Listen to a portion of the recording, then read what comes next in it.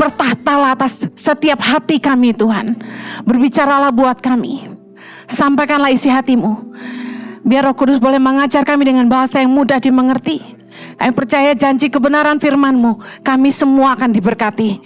Terima kasih Tuhan. Berikan roh hikmat dan wahyu. Dan mampukanlah hamba-Mu, karena sungguh tanpa Engkau hamba tidak mampu. Hanya Kristus yang selalu dipermuliakan dalam hidup kami. Umat yang siap diberkati Tuhan, sama-sama kita katakan amen, amen, amen. Silakan duduk kembali. Hari ini saya akan menyampaikan firman Tuhan tentang mengundang berkat atau kutuk. Tuhan pernah mendatangkan air bah yang menghapuskan seluruh muka bumi, kecuali mereka yang diselamatkan di dalam kapal Nabi Nuh. Nah, kenapa Tuhan sampai tega menghapus semua makhluk hidup yang ada di muka bumi?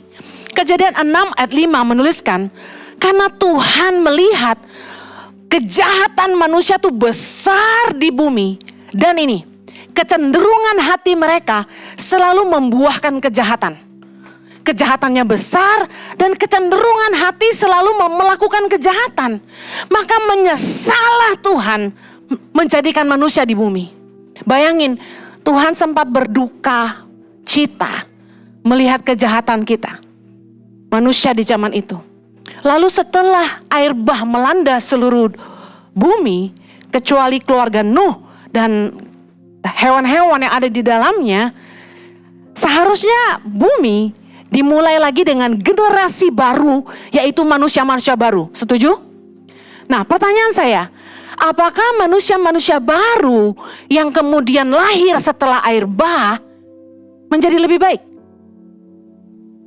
Tahukah Anda bahwa setelah Tuhan memulihkan bumi dengan keturunan Nuh dan lain-lainnya, Tuhan itu berjanji dalam Kejadian 9 ayat 8, berfirmanlah Allah kepada Nuh dan kepada anak-anaknya yang bersama-sama dengan dia.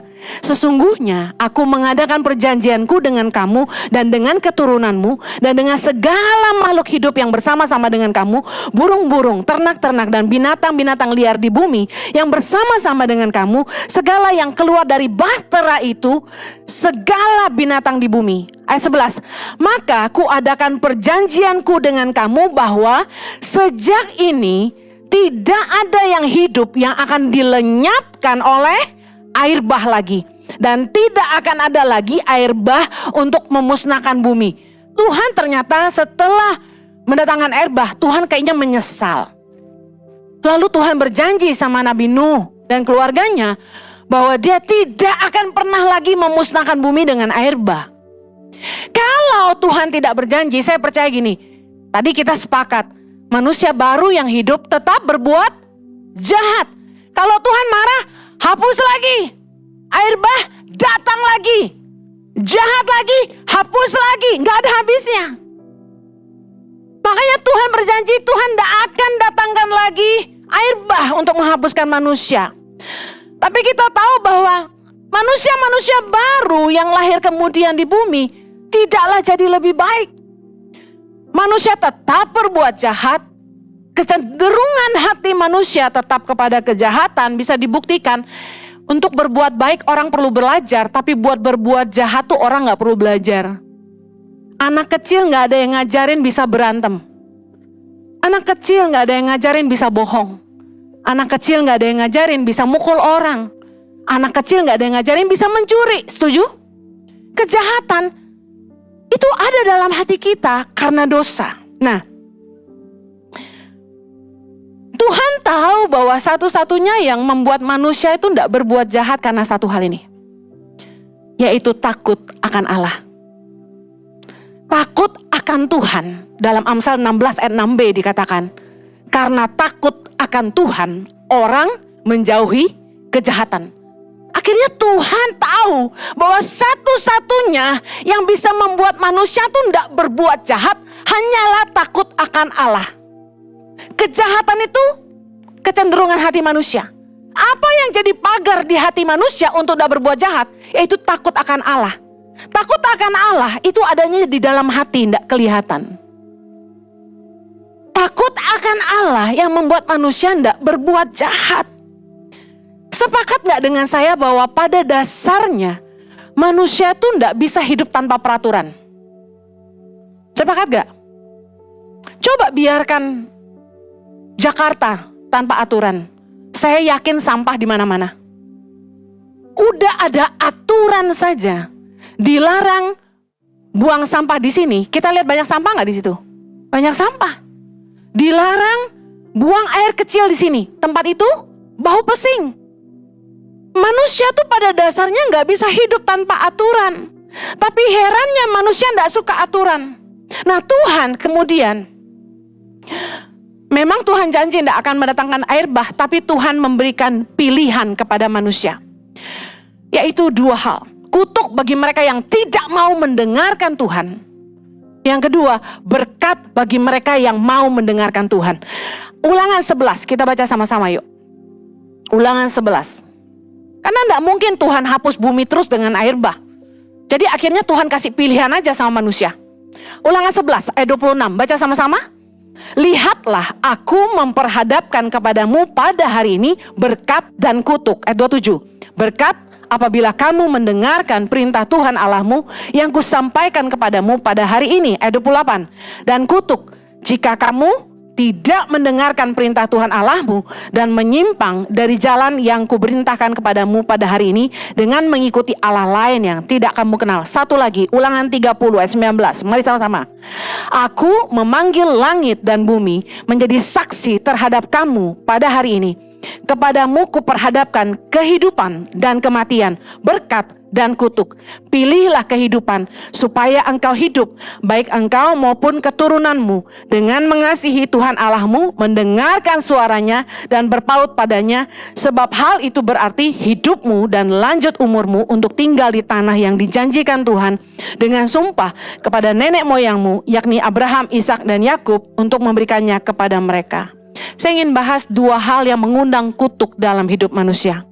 Kemudian kita akan tahu apa berkat yang Tuhan sediakan bagi kita. Apa yang mengundang kutuk dalam hidup manusia?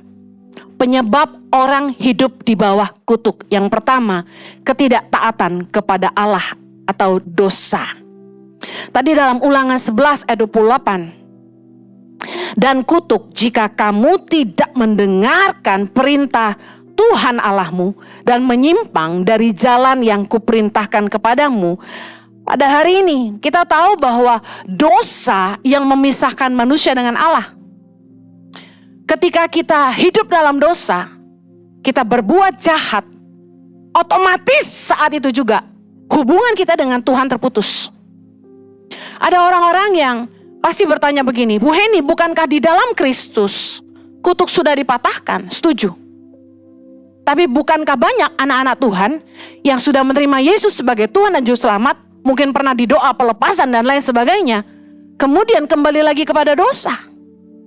Yesaya 59 ayat 1 bilang gini, sesungguhnya tangan Tuhan tidak kurang panjang untuk menyelamatkan, dan pendengarannya tidak kurang tajam untuk mendengar. Ayat 2, tetapi yang merupakan pemisah antara kamu dan Allahmu ialah segala kejahatanmu, dan yang membuat dia menyembunyikan diri terhadap kamu sehingga ia tidak mendengar ialah segala dosamu. Jadi gini, Tuhan mengasihi kita, katakan amin. Tapi ketika kita memilih untuk meninggalkan Allah dan hidup di dalam dosa, itu pilihan kita, bukan kehendak Allah. Anda harus tahu, ketika Anda berpaling kepada dosa, Anda sedang menutup pintu surga dalam hidupmu. Ketika Anda memilih kejahatan, Anda sedang meninggalkan Tuhan. Dosa berasal dari akar kata hamartia, yang artinya missing the target, meleset dari sasaran atau tujuan, yang sama dengan arti ketidaktaatan. Ketika orang mulai nggak taat sama hukum-hukum Tuhan, mulai nggak taat sama perintah Tuhan, mereka memilih hidup dalam dosa. Tanpa dia sadari, dia sedang mengundang kutuk masuk dalam hidupnya. Ketiadaan hadirat Allah dalam hidup kita berarti ada hadirat yang lain datang dalam hidup kita. Ketika kita mengundang dosa, kutuk datang. Jangan heran kalau tiba-tiba apa saja yang kita kerjakan jadi tidak berhasil. Ada orang-orang yang rajin nabur, suka nolong orang. Ini serius, saya lihat sendiri. Dia pikir dia baik. Dia nabur sana sini, dia nolong orang. Bahkan ke gereja. Bahkan dengar firman. Bahkan suka dengar firman. Tapi entah kenapa, apa yang dia kerjakan tidak berhasil. Saya tahu, gak mungkin orang itu nabur gak nuai, setuju? Gak mungkin orang kalau sungguh-sungguh mencari Allah, Allah tidak berkenan ditemui. Kalau dia hidup benar, pasti ada something wrong. Akhirnya benar saja, terbuka. Tiap kali saya dan suami melayani orang-orang demikian, akhirnya kami menemukan mereka menutupi dosa mereka di hadapan kami. Tapi Tuhan tahu semua yang mereka lakukan.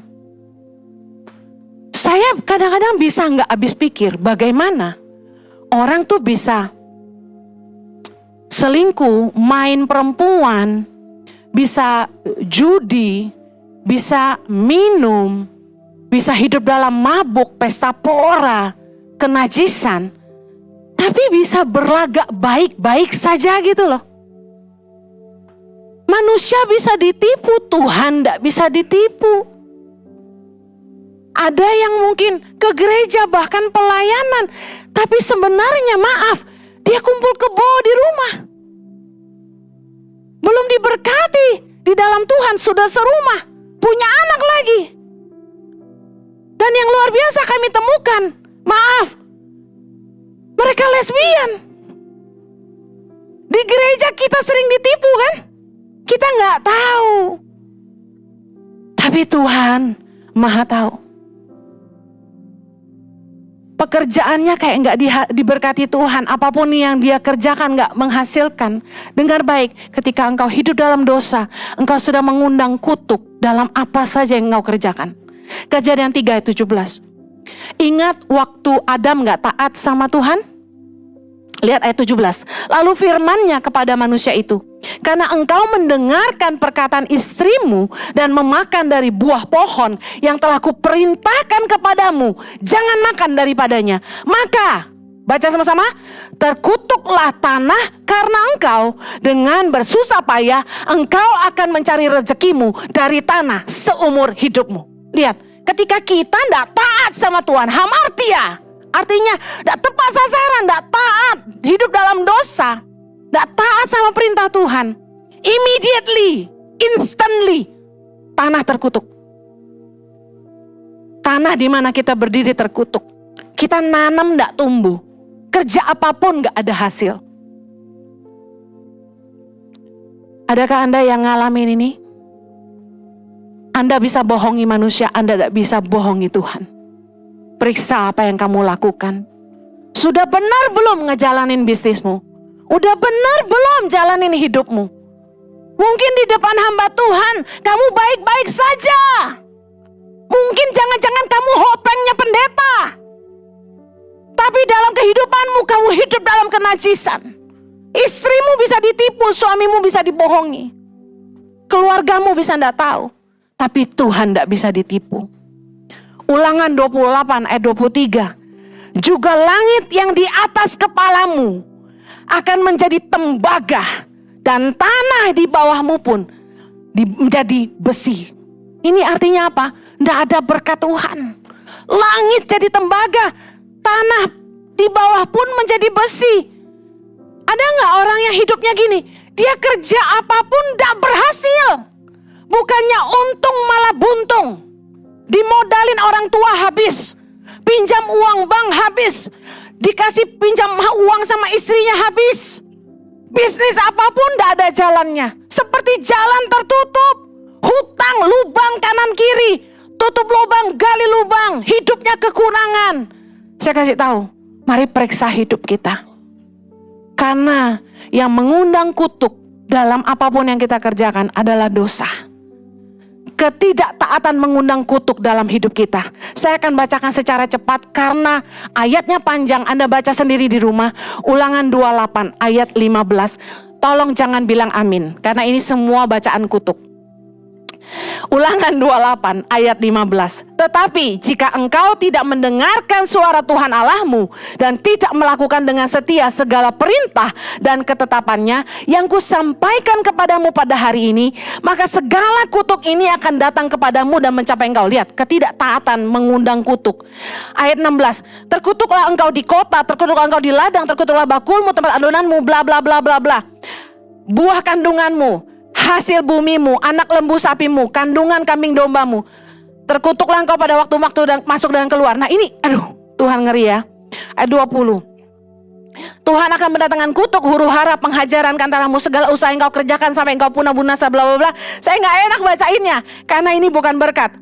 Ayat 21, Tuhan akan meletakkan penyakit sampar kepadamu sampai dihabiskannya engkau dari tanah kemana engkau pergi dan untuk mendudukinya. Tuhan akan menghajar engkau dengan batuk kering, demam kepialu, sakit radang, kekeringan, hama, penyakit gandum, semua itu akan mengurung engkau. Ini COVID kita sempat lewati ya. Kemudian ayat 23 tadi kita udah baca, langit di atas menjadi tembaga, tanah di bawah menjadi besi. Nah ayat 33 ini saya saksikan sendiri. Suatu bangsa yang tidak kau kenal akan memakan hasil bumimu dan segala hasil jeripayamu. Engkau akan selalu ditindas dan diinjak. Aduh, tahu gak sih? Ayat 43 juga sama. Orang asing yang ada di tengah-tengahmu akan menjadi makin tinggi mengatasi engkau, tetapi engkau menjadi semakin rendah. Ngeri. Saya nggak akan teruskan pembacaan tentang kutuk, tapi kita bisa lihat firman Tuhan bahwa dosa mengundang kutuk. Ketidaktaatan membuat kita hidup di bawah kutuk, tapi sebaliknya ketaatan kepada Allah membuat kita hidup di dalam berkat. Katakan amin. Saya akan bacakan ayat tentang berkat dan katakan amin. Amin. Ulangan 28.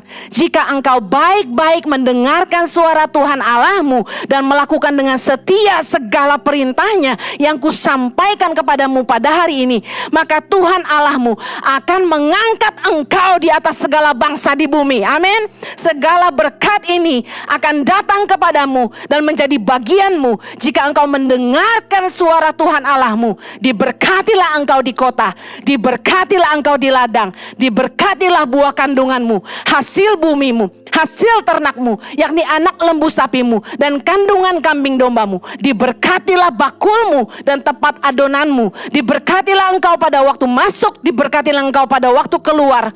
Tuhan akan membiarkan musuhmu yang maju berperang melawan engkau terpukul kalah olehmu. Bersatu jalan mereka akan menyerangi engkau, tetapi bertujuh jalan mereka akan lari daripadamu. Tuhan akan memerintahkan berkat ke atasmu, di dalam lumbungmu dan di dalam segala usahamu. Ia akan memberkati engkau di negeri yang diberikan kepadamu oleh Tuhan Allahmu. Dan bla bla bla, karena panjang banget saya potong. Sekali lagi di ayat 14, apabila engkau tidak menyimpang ke kanan atau ke kiri dari segala perintah yang kuberikan kepadamu pada hari ini dengan mengikuti Allah lain dan beribadah kepadanya. Dengar baik, berkat Tuhan akan turun dalam hidup kita kalau kita memilih kebenaran, kalau kita hidup dalam ketaatan. Amen. Anda mau undang berkat atau kutuk? Hal kedua yang mengundang kutuk dalam hidup kita, tadi di ayat terakhir sudah dibilang, dengan mengikuti Allah lain dan beribadah kepadanya. Apa yang mengundang kutuk dalam hidup kita? Yang kedua, yang terakhir, berhala di hati kita. Ulangan 11 ayat 28 dikatakan, dan kutuk jika kamu tidak mendengarkan, kemudian dengan mengikuti Allah lain yang tidak kamu kenal. Kalau kita tidak mau kutuk datang dalam hidup kita, jauhi penyembahan berhala. Jangan mau diajak teman, saudara, orang tua pergi ke dukun. Jangan bertanya kepada arwah-arwah, peramal-peramal, orang-orang pintar, padahal bodoh. Imamat 19 ayat 31. Baca sama-sama. Janganlah kamu berpaling kepada arwah atau kepada roh-roh peramal. Janganlah kamu mencari mereka dan dengan demikian menjadi najis karena mereka. Akulah Tuhan Allahmu. Anda tahu kesalahan terbesar bangsa Israel adalah tidak setia kepada Tuhan. Tuhan yang sudah menyelamatkan mereka, Tuhan yang sudah menolong mereka, tapi mereka malah tidak setia sama Tuhan. Mereka malah menyembah berhala. Kadang-kadang tidak masuk akal bagaimana manusia itu gini. Di setiap daerah yang saya pergi, ada yang disembah. Ada pohon gede dikit disembayangin. Benar nggak? Bunga dibawa, disembayangin, diasap-asepin. Jujur saya suka bau kemenyan. Tapi karena itu identik dengan apa? Dukun, jadi males lah. Sebenarnya itu pewangi yang mahal loh. Kemenyan dan mur, frankincense. Itu bagus, baunya enak banget. Di rumah saya pakai essence dari Mesir, kemenyan untuk jadi wangi-wangian di rumah. Tapi baunya beda sama kemenyan dukun. Nggak bau dupa rumah saya. Tapi sebenarnya baunya enak. Itu dipersembahkan kepada Yesus waktu Yesus lahir. Sekarang malah dipakai untuk kuasa roh jahat. Padahal di gereja-gereja Katolik juga dipakai kan untuk beberapa upacara. Nah, wanginya enak gitu loh. Jangan sampai hidup kita yang harusnya menjadi bau-bauan yang sedap di hadapan Tuhan, malah kita persembahkan kepada setan. Jangan datang kepada dukun. Satu hari seorang dukun bertobat dan dia cerita gini, ketika orang Kristen datang untuk bertanya kepada si dukun, dia sedang buka celah. Saat itu juga rohnya tunduk kepada kuasa iblis. Begitu melangkahkan kaki masuk di pintu kuil atau tempat dukun itu, roh kita tunduk kepada roh setan di dalam dukun itu. Sehingga apa saja dalam hidup kita bisa terbaca. Nah, kitanya jangan terpesona. Oh, kok dia tahu? Oh, kok dia tahu? Wih, cun banget. Wow, peka. Karena gini, waktu kamu mengambil keputusan datang ke tempat dukun itu, sebenarnya kamu sedang menundukkan rohmu kepada rohnya iblis. Gak heran ketika kamu datang dia tahu. Iblis gak maha tahu. The devil doesn't know your future. Amen. Iblis gak tahu masa depan kita. Dia cuma bisa baca masa lalu kita, hidup kita karena roh kita cerita. Jangan datang. Tiap kali Anda ketemu dengan teman-teman yang bilang gini, gimana bisnis lu masih sepi? Lu ke gereja doang sih, coba lu ikut gua. Nih ada orang pinter nih. Manusia tuh ya seneng sama yang bau-bau mistis-mistis. Benar nggak? Buktinya apa? Kalau ada pendeta yang pinter bernubuat, dipakai Tuhan dengan karunia nubuatan, pasti mupeng semua. Tahu mupeng? Muka pengen dinubuatin. Pastor, can you pray for me? Pastor, ada nubuatan apa buat saya? Ada yang datang ke saya, Bu Heni, coba berdoa buat saya. Tuhan ada pesan apa buat saya dari Bu Heni? Tolong Bu Heni doakan keluarga saya. Tolong sampaikan pesan Tuhan buat saya. Gue liatin dia, lu doa sendiri enak aja. Lu kira gampang tanya Tuhan? Urusan gue aja banyak. Mau ngurusin elu. Kecuali Tuhan bicara khusus, kita gak perlu datang gitu. Emangnya kita dukun? Hamba Tuhan itu bukan dukun. Jangan pernah mendukunisasi hamba-hamba Tuhan. Itu berhala. Mendukunisasi. Jangan ada berhala di hati kita. Amen. Yeremia 17 ayat 5. Beginilah firman Tuhan.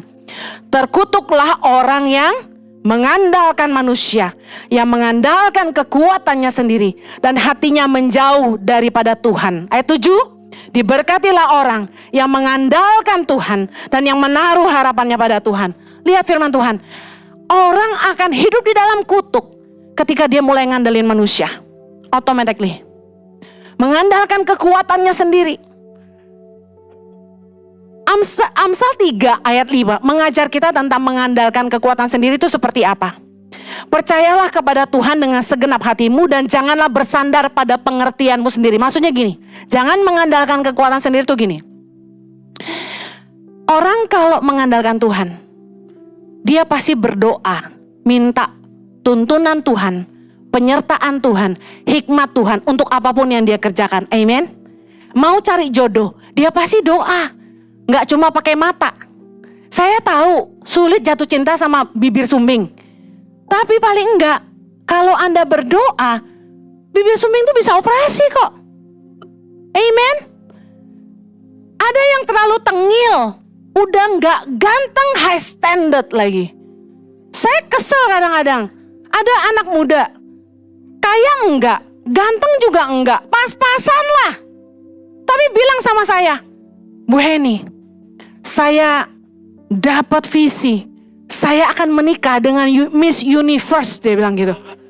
Nah ini nih yang kayak gini nih, lu kedukun mana dalam hati gua? Enggak, sometimes ya, you need mirror, you know. Makanya kita butuh cermin.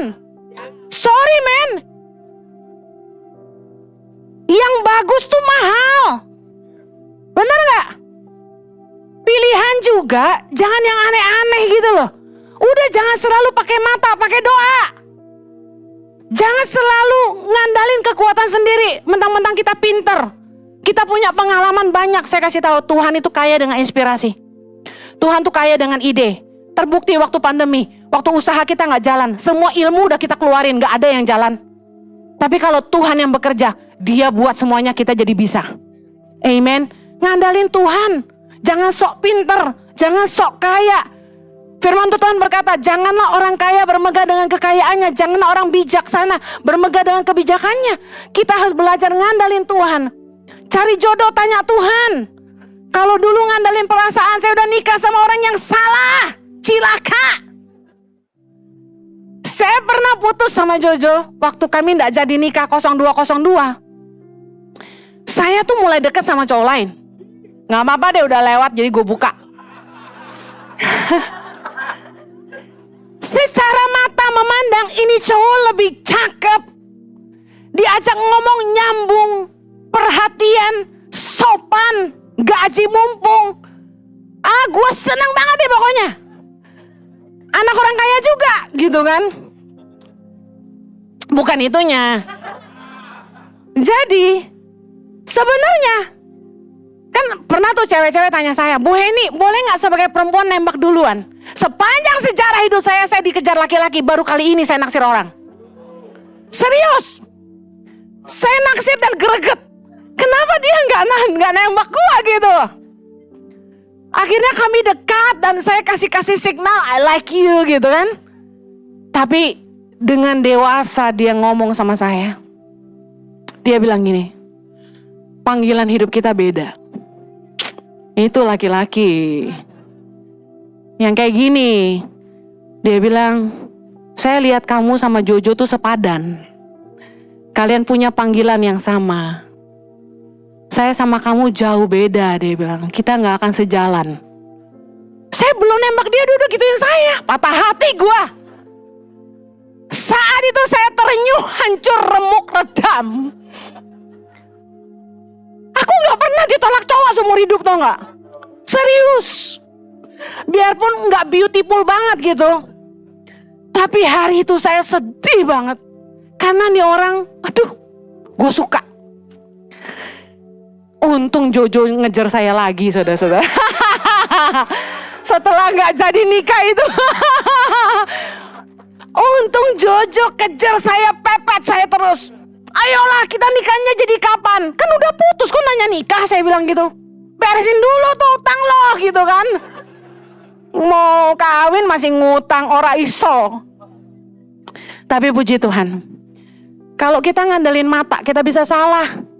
Ada cowok lain yang lebih ganteng dari Jojo, lebih kaya, lebih baik, Kristen juga, keluarganya cukup punya nama, deketin saya, ngelamar saya langsung ke mama saya. Gentleman bos. Kalau pakai mata udah pasti salah. Makanya jangan ngandalin kekuatan sendiri. Saya doa dan saya pernah khotbah ini, Tuhan bilang gini, kalau kamu sama dia, kamu bahagia karena dia kaya. Tapi kalau kamu nikah sama Jojo, kamu menggenapi rencanaku dalam hidupmu. Tuhan gak pernah salah. Haleluya. Amsal 11 ayat 28. Siapa mempercayakan diri kepada kekayaannya akan jatuh. Jangan sampai kekayaan kita jadi berhala di hati kita. Lukas 12 ayat 15, Yesus berkata, berjaga-jagalah dan waspadalah terhadap segala ketamakan, sebab walaupun seorang berlimpah-limpah hartanya, hidupnya tidaklah tergantung pada kekayaannya. Apa berhala di hatimu hari ini? Jangan suka ke dukun, jangan tanya arwah-arwah, jangan ngandalin kepengertianmu sendiri, jangan ngandalin matamu.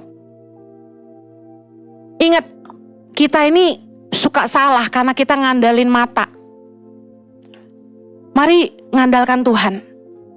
Tadi saya pesan, jangan sampai harta jadi berhala di hati kita. Cari Tuhan apa cari cuan? Asik ya. Jangan mendukunisasi hamba-hamba Tuhan. Jangan kejar hamba Tuhan untuk nubuatan. Kalau Tuhan mau bicara sama kamu, Tuhan bisa pakai cara apa saja. Amen. Tahu nggak Anda bahwa nubuatan itu nggak semuanya benar. Ada yang orang itu asal-asal bernubuat. Bisa salah. Yeremia 23 ayat 16 berkata, beginilah firman Tuhan semesta alam. Janganlah dengarkan perkataan para nabi yang bernubuat kepada kamu. Mereka hanya memberi harapan yang sia-sia kepadamu dan hanya mengungkapkan penglihatan rekaan hatinya sendiri, bukan apa yang datang dari mulut Tuhan. Hati-hati. Jangan sembarangan kejar-kejar hamba Tuhan untuk dengar nubuatan. Anda nggak tahu itu benar dari Tuhan atau bukan. Saya akhiri. Kalau hari ini Anda sedang mendapat teguran dari Tuhan, ada pergumulan, tantangan, ujian yang Tuhan izinkan terjadi dalam hidupmu, percayalah bahwa semua yang kamu alami adalah cara Tuhan untuk membawa kita kembali sama Tuhan.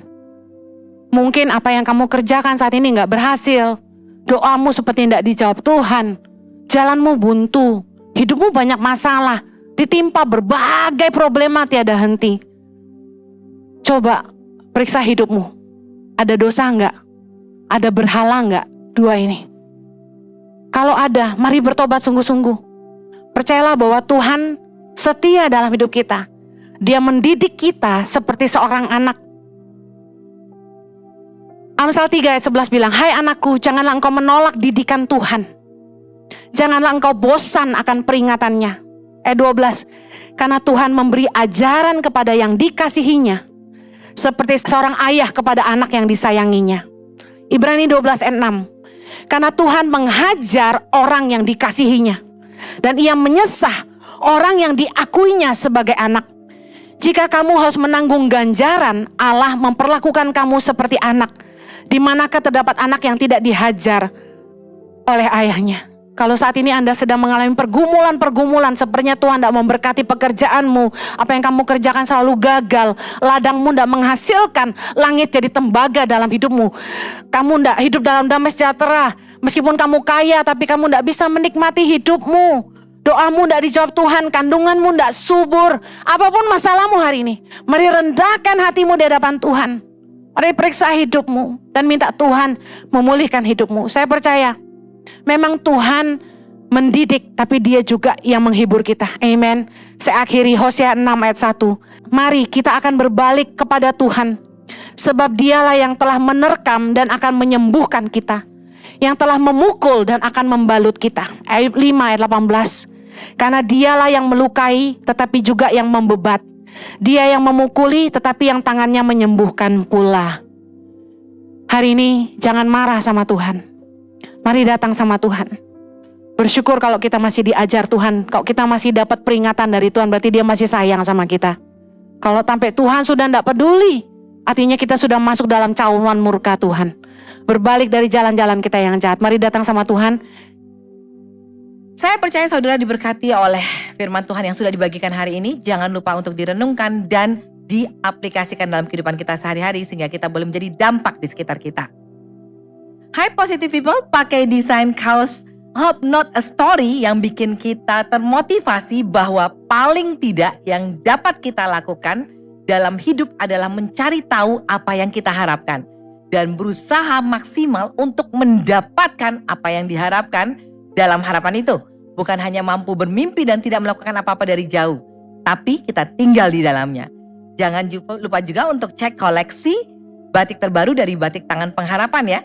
Seperti kita ketahui, you buy means you donate. Untuk informasi lebih lanjut, Anda bisa menghubungi call center merchandise Tangan Pengharapan di 0813 1100 5568 by WhatsApp. Untuk pembelian di Shopee dan Tokopedia, Anda bisa mencari dengan kata kunci pencarian Tangan Pengharapan. Untuk Anda yang berada di daerah Jakarta dan sekitarnya, Anda bisa datang langsung ke store merchandise Tangan Pengharapan yang lokasinya ada di Mall of Indonesia, lantai parkiran P3 Kelapa Gading. Untuk pencarian Anda bisa menggunakan kata kunci Gereja Impact Community Indonesia. Mari bergabung dalam ibadah live streaming Minggu 5 November jam 10 pagi. Mari terus ikuti ibadah online kami, ibadah Friday Service setiap hari Jumat jam 7 malam waktu Indonesia bagian Barat, ibadah Saturday Service setiap hari Sabtu jam 7 malam waktu Indonesia bagian Barat, dan ibadah Minggu setiap jam 10 pagi waktu Indonesia bagian Barat di YouTube Impact Community Indonesia dan Henny Kristianus.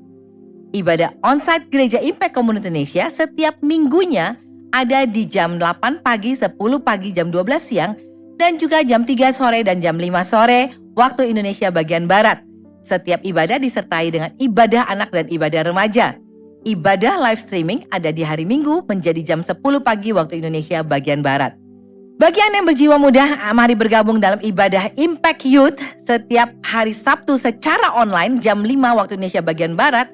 Dan Anda juga bisa bergabung secara onsite hari Minggu jam 5 sore waktu Indonesia bagian Barat di Mall of Indonesia, lantai parkiran P3 Kelapa Gading. Ibadah Gereja Impact Community Indonesia tidak hanya sekedar ibadah di hari Minggu. Kami juga ada ibadah kelompok sel yang kami beri nama Impact Family.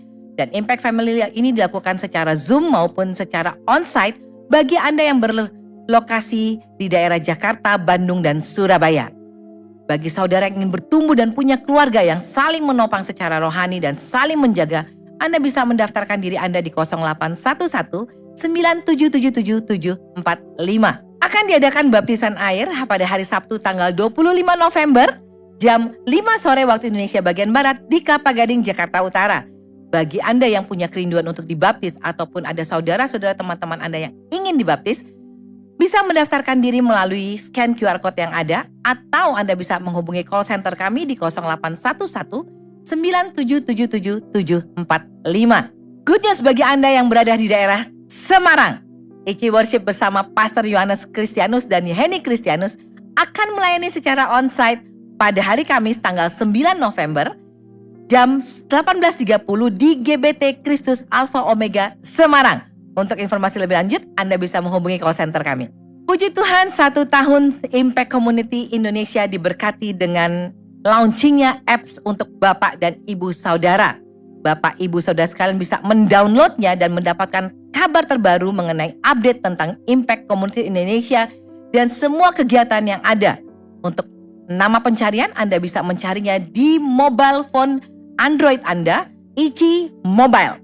Untuk iOS masih dalam proses, jadi jangan lupa segera mendownload. Kami mengucapkan banyak terima kasih untuk semua taburan yang masuk, baik untuk Yayasan Tangan Pengharapan maupun untuk Gereja Impact Community Indonesia. Kami percaya setiap taburan Anda tidak akan kembali dengan sia-sia. Setiap taburan Anda akan memberkati begitu banyak jiwa. Setiap taburan Anda bahkan akan membuat kerajaan Allah lebih dikenal di seluruh Indonesia maupun di seluruh pelosok bumi. Dan kami percaya kemuliaan hanya untuk Tuhan. Terima kasih sekali lagi untuk setiap taburan Anda. Dan mari kita satukan hati kita untuk sama-sama kita berdoa. Bapa, kami mengucap syukur dan berterima kasih Tuhan untuk setiap berkat-berkat-Mu dalam kehidupan kami. Terima kasih untuk penyertaan Tuhan. Terima kasih juga untuk kasih setia-Mu yang senantiasa Tuhan melingkupi kami. Bapa, hari ini Tuhan kami mau bawa setiap doa syafaat kami ini ke dalam tangan-Mu Tuhan. Kami mau berdoa untuk setiap pasangan yang saat ini sedang rindu untuk mempunyai keturunan.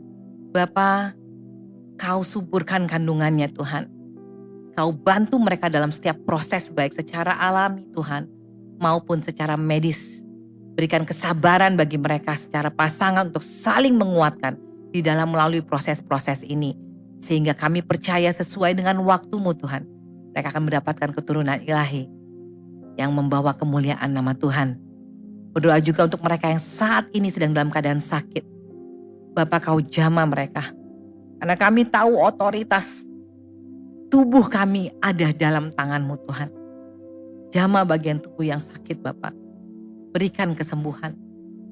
Biarlah melalui jamahan-Mu Tuhan, baik melalui obat-obatan, baik melalui alat-alat medis, baik melalui setiap tenaga medis Tuhan. Semuanya itu boleh memberikan kesehatan, memberikan kesembuhan Tuhan. dan mereka boleh beraktivitas kembali Bapak.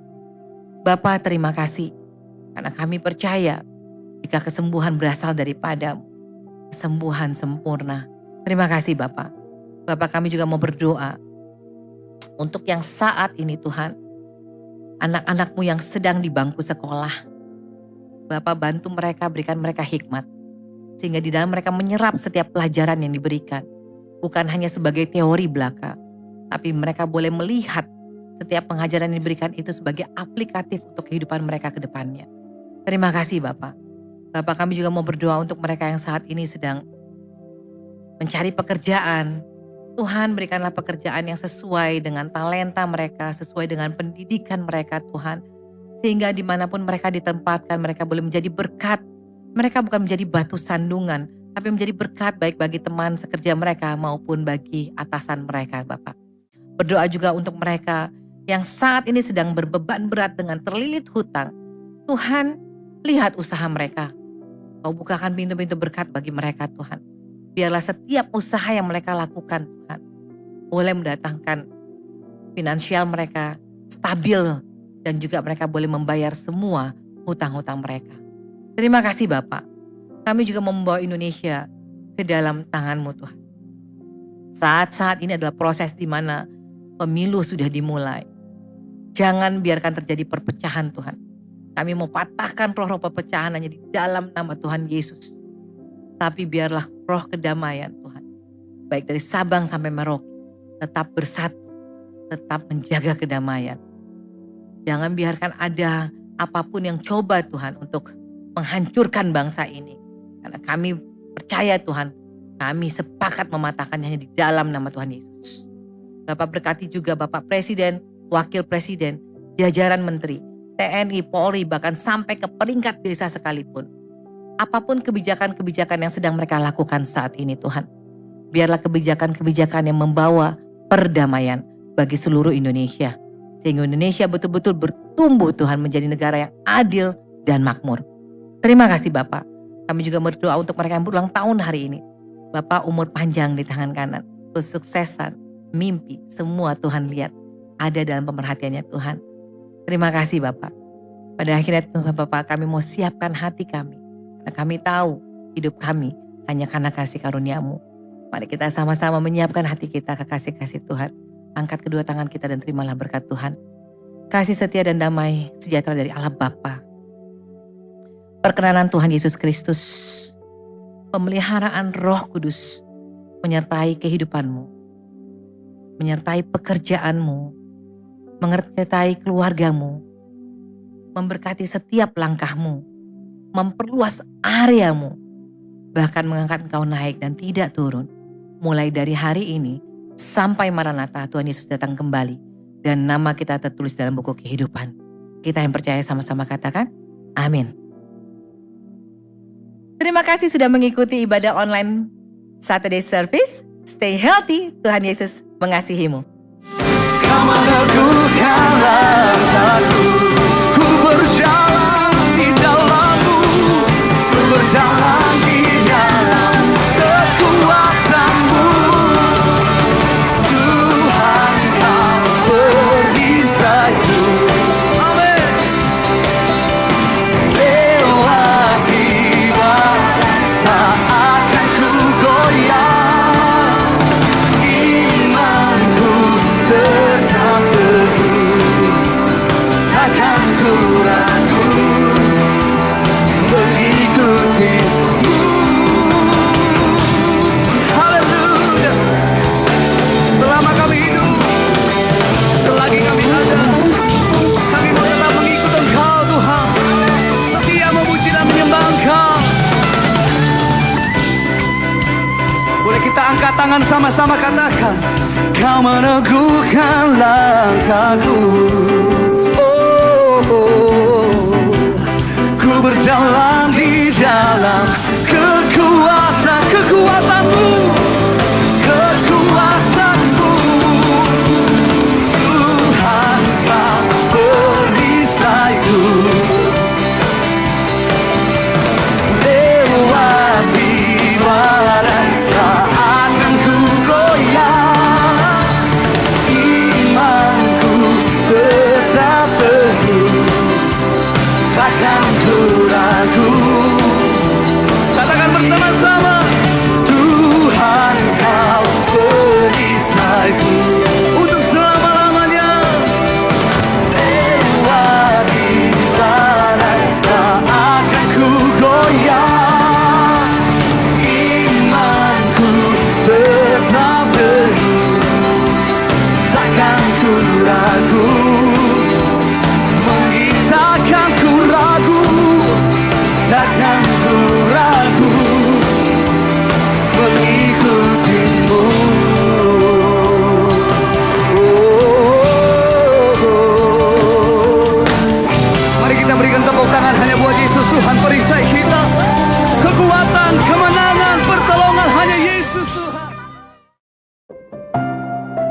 Pengabdian bagi negeriku Indonesia. Ada kata bijak mengatakan, mereka yang tahu lakukan, mereka yang mengerti mengajar. Dari kata tersebutlah yang memotivasiku menjadi seorang pengajar. Berkeinginan untuk mentransfer ilmu yang kudapat dan pahami dari guru karena belajar. Inilah kisahku seorang guru pedalaman. Perkenalkan, namaku Junita Angelina Hutagalung, biasa disapa Ibu Cinta. Sudah 9 bulan lamanya aku mengabdi sebagai guru pedalaman di Kepulauan Mentawai, Kecamatan, ataupun dengan menaiki sampan untuk bisa sampai di tempatku bertugas. Menjadi guru pedalaman tentunya tidak terlepas dari pengabdian di dalam hatinya. Mengajar adalah sebagai bentuk pengabdianku membangun generasi penerus bangsa yang cerdas. Pengabdianku yang dimaksud adalah ketulusan dan keikhlasan yang rela mengorbankan waktu dan tenaga dalam mendidik anak-anak pedalaman. Seperti salah satu anak didikku bernama Eni Sabelai.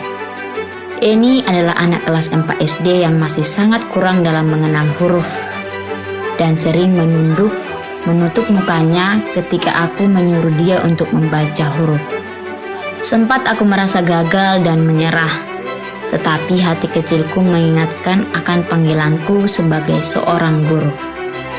Dan pada saat itu, aku rubah cara mengajarku dengan membagi-bagi kelompok belajar. Ada kelompok bunyi huruf, kata-kata, dan baca-baca. Dan ini aku masukkan ke dalam kelompok bunyi huruf. Sedikit demi sedikit, Eni sudah ada perubahan, yaitu mau tampil ke depan membaca, walaupun masih ragu-ragu.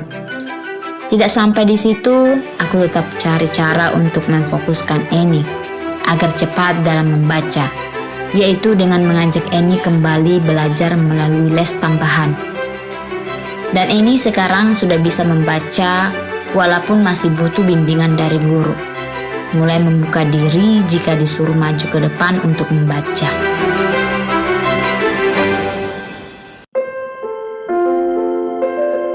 Meskipun aku masih kurang maksimal membimbing anak-anak, akan tetapi yang ingin aku lakukan ke depannya yaitu lebih banyak lagi anak-anak yang bisa aku bantu, lebih kreatif lagi dalam mengajar, dan lebih banyak lagi memahami cara belajar anak-anak pedalaman. Selain mengajar, aku mendekatkan diri kepada anak-anak dengan makan buah hingga bermain bersama-sama. Dan akhir kata, terima kasih kepada Yayasan Tangan Pengharapan yang sudah memberikanku kesempatan untuk mengambil bagian dalam mengabdi bagi negeriku Indonesia tercinta.